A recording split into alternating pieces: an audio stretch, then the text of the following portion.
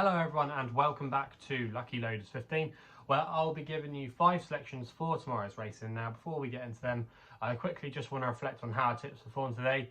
In the end it wasn't a bad day as we had a nice price winner at Exeter with Champagne Court. Hope some of you were on that one. Away from that though, our other 2 selections were slightly disappointing. Mollywood never really was happy at any point, I thought, during the race at Chelmsford. He just didn't get his own way on the front end of things, so that was a little bit frustrating there. And then Sir Argus, my next best of the day, just ultimately wasn't good enough, and maybe he just needed the run. But yeah, on the whole it has been a good day, obviously, with Champagne Court, and fingers crossed we can follow up and have some more winners for you tomorrow. So let's get into it then.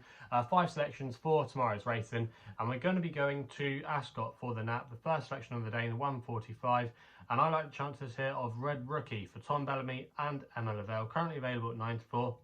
I'm going to recommend a 1-point win bet here.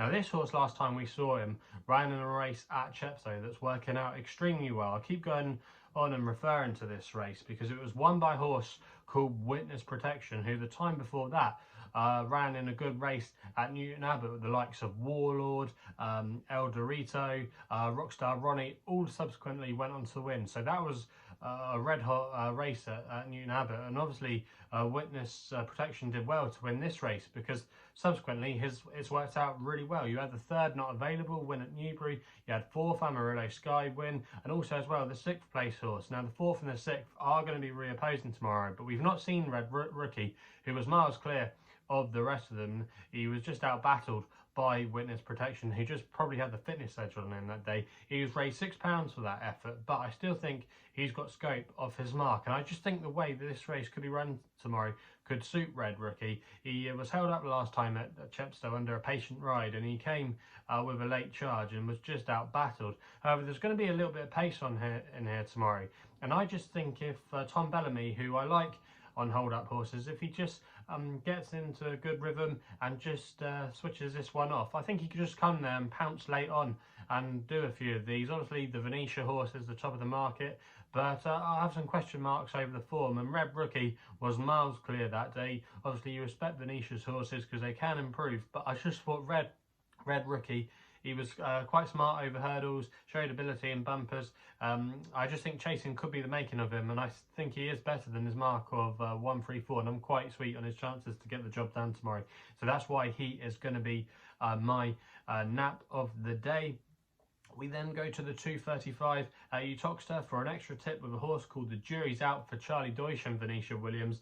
Currently available at 7 to 2, going to recommend a 1-point win bet here. Now this horse is going to be making his seasonal return tomorrow in a novice handicap chase, but to be honest, I don't think this is a particularly strong race for the grade, and I think off a mark of 100, that's a fairly workable mark for him. On some of his runs, I think he's better than this mark. He shaped quite well last season on his return when he finished 2nd at Newton Abbot. His run at Wincanton wasn't bad as well when he finished in 2nd, so he's clearly got ability. You have to forgive him when he was sent off favourite at Chepstow. However, it was found that he scoped dirty that day, so there were excuses for him. We've not seen him since. But I just think this horse has a little bit of unfinished business, and this isn't a particularly strong race in my opinion tomorrow. It lacks a lot of depth in my opinion, and I just think Jury's Out, we know that he has ability on his day, and I just think he could be slightly better than his mark, and I'm expecting a good run from him tomorrow, and I'll be disappointed if he couldn't go close in that 2:35 at Uttoxeter.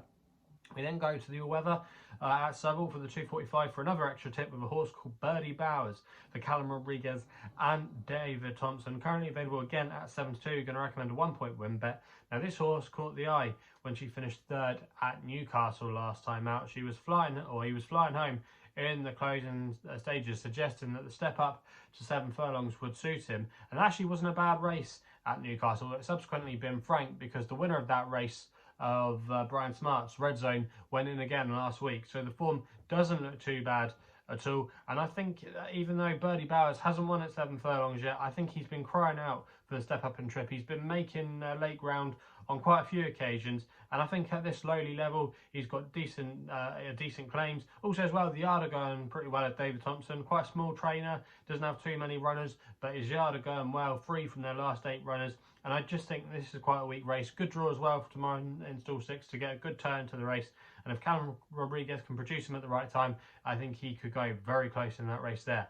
We then go to the next best in the 310 at Uttoxeter, going back to the jumps there with Gavin for Davin Burton, claiming 5. He's riding for Joe Pontin here, currently available at 9 to 2. And I'm going to recommend a 1 point win bet as my next best of the day. Now, if you go back a couple of starts ago to when this horse won over the course and distance, you have to say he was very impressive. He was very keen and he was lit up in that race, but he kept finding in the end I think he was well worth more than the win-in margin suggests. He then went to Southwell next time out. Well, I think you can forgive him that run when he finished second. A lot of people say he would have had every chance to win, but if you've been watching the racing at Southwell since they've had the jumps racing back over the last couple of meetings, it has been an advantage, in my opinion, to be on the front. Not too many horses have been coming from off the pace, so I do think Major Snugfit, who beat him on that occasion, just had the rub of the green, and I think returning back to this course and distance will see him in good stead. The ground should be fine. He's really well treated at the weights as well, because he's a 3-year-old. He gets all the allowances, so he's going to be off a nice low racing weight here. He gets plenty of weight from Dan Skelton's horse, who's making a handicap debut tomorrow. I just thought Gavin here was a little bit of value and arguably could be a little bit shorter, and I think he'll be happier returning to this course and distance. I think it will definitely suit him. So for me, he's going to be my next best of the day. We then go to the 7:45 at Kempton for the Longshot with a horse called Barrington for Frederick Larson, claiming 7. He's running for Mick Appleby here, currently available at 13.2 at the time recording. Going to recommend a 0.5 each way selection. You get 4 places on offer at the time recording with Paddy and Betfair at that price. And I think this horse has got a good each way chance tomorrow. Now, Barrington, he is a frustrating horse. He's only won twice in his career, and he's not won since 2018. However, there have been some glimmers of hope at this basement level on some recent occasions. He finished 3rd last time at Newcastle. I just don't think the stiff finish there suited him, and I think coming back to this course and distance will be a major plus. He was just chinned when he finished 2nd here back in October. I remember, I think we actually put him up that day, and he ran a really good race. He's down to a mark of 57, which is well within his circumference, I think.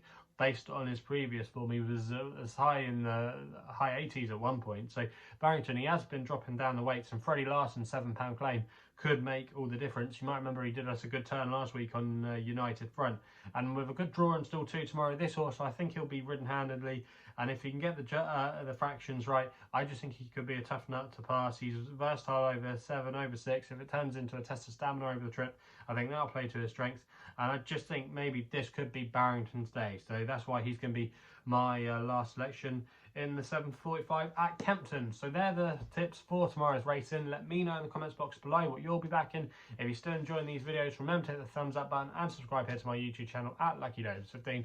If you want to follow me on Twitter, that's the best place to do so on social media, where my handle is at LuckyLoader15. And if you want to find out a little bit more about myself, my website is www.chrisloaderracing.co.uk. So please game responsibly. Hopefully we can have some winners for you tomorrow, and we'll be seeing you soon.